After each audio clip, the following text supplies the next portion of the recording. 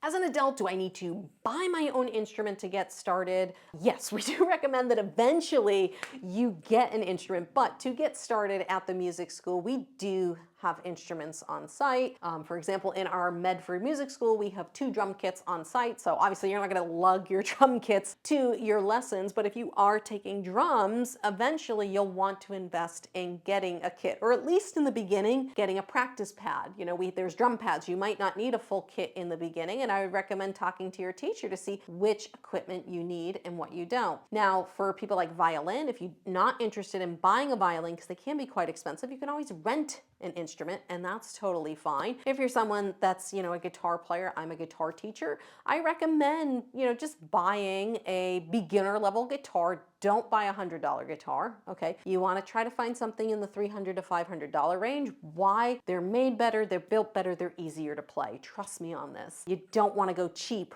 when it comes to a musical instrument. And for piano, there are some great, keyboards, like I said, in that, probably $300 to $500 range. You want to get a weighted keyboard, but you probably won't need them, the first couple weeks. But within the first month, you'll want to get an instrument because you're going to have to go home and practice. And that's the key to seeing progress week to week, is coming to your lesson, being consistent about that, but also being consistent at home and practicing on your instrument at home.